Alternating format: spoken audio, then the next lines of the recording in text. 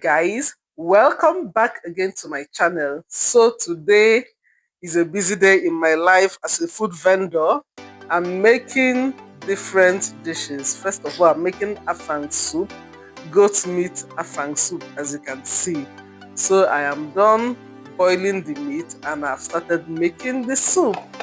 And yes, if you want to get authentic AFANG soup, please pound your okazi leaves, pound it. I see a lot of people blend it, I prefer to pound it, but do what you prefer. So this is me.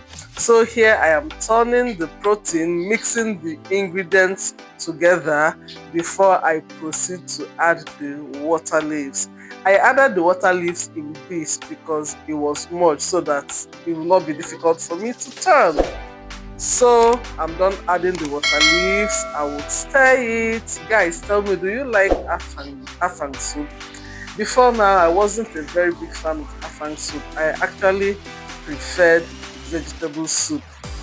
But right now, since I learned how to make AFANG soup, I've come to like it. So here I'm adding some extra pepper because, oh yes, what is a Nigerian soup without pepper? Do you know what pepper does? In Choma Chukwuka's voice. So anyways, I added more pepper, more crayfish. When making Nigerian soups, especially soups like AFANG soup, vegetable soup, you have to be very generous with your crayfish. Now, I'm not a very big fan of crayfish. I'm not a very big fan of crayfish, but when making this type of soup, I am very generous because it requires lots of crayfish. So yeah, I am turning the soup and getting it ready to add the AFANG leaves. Guys, this soup is so rich. Just pick the goat meat. There is goat meat, there is panla fish, there is stockfish. See, some customers are enjoying. I have better customers. So I have added the AFANG leaves and I am stirring everything and just mixing it up nicely. And voila, the soup is ready. Then I will proceed to dish it into bowls and then go ahead to make my next dish. Guys, if you're enjoying this video so far, please give this video a massive thumbs up and please subscribe to my channel if you haven't, so that we can proceed. And by the way, I hardly make voiceovers on my YouTube videos, but that has changed. I want to start making voiceovers. So guys, tell me, am I doing a good job? I know it will take a while for me to get used to it, but anyways, let's continue. So the next dish I'm making tomato stew, fried tomato stew.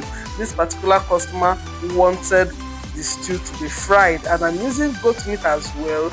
Guys, see, a lot of people like goat meat. What is this rave about goat meat? I like goat meat too, but I'm not so crazy about goat meat. My favorite protein remains chicken, anytime, any day. But a lot of people really like goat meat because I think it's because it's so flavorful though. So people really like goat meat. So tell me, what is your preferred protein? Is it goat meat? Is it turkey? Is it beef? Is it chicken? Just let me know. Anyway, so I'm frying onions here and I've poured in my pepper mix. Like I said, this client wanted a fried stew. For me personally, I don't fry my stew, but when it comes to business, whatever my client wants, that is what my client would get. So this is it, me frying the stew and the tomato is ready. Meanwhile, guys, you see these cast iron pots, they are too small for my liking. Jesus. Like, see, this is like the biggest pot. And the quantity of stew I'm making is just a 3-liter bowl. But guys, see the way the pot was full to the brim.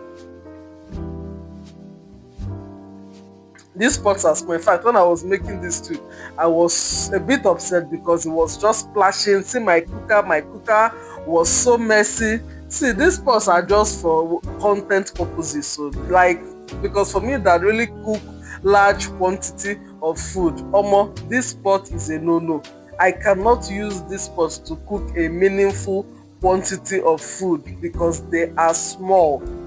like see 3 liter bowl of stew, and I'm struggling to fit it into this pot.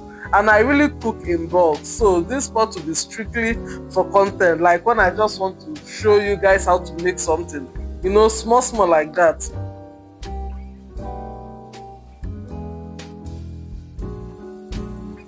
So I'm done making this stew and I'm dishing it out. Like you see, that's a 3 liter bowl. See now what's remaining in the pot. That's a 3 liter bowl, and I struggle to have it contained inside this pot. Anyway, so on to my next dish, and I'm also making another pot of stew. Now this client wanted hers with chicken and beef, and she wanted a boiled stew. She doesn't want fried stew rather, but she wants a boiled stew. So I go ahead to boil the chicken. I'm frying the chicken, as you can see, and then after frying the chicken, I'll just pour the oil inside the stew base and then just allow it to boil.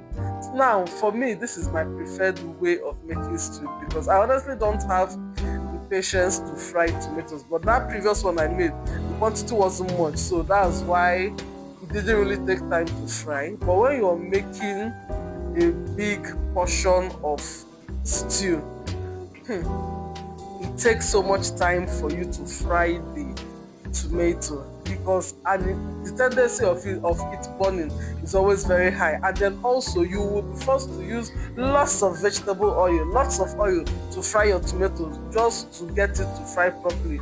So I think that is why I honestly really don't like frying my tomato, or rather frying my stew. Some people say that fried stew tastes better than boiled stew, but I don't really know the difference, to be very honest.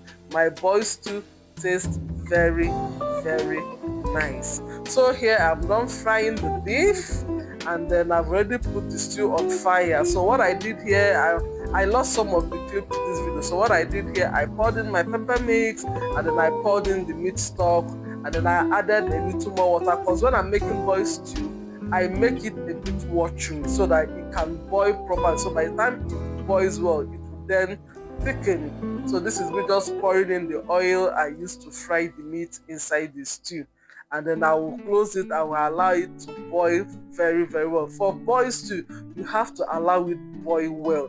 And then for this my pepper mix, I don't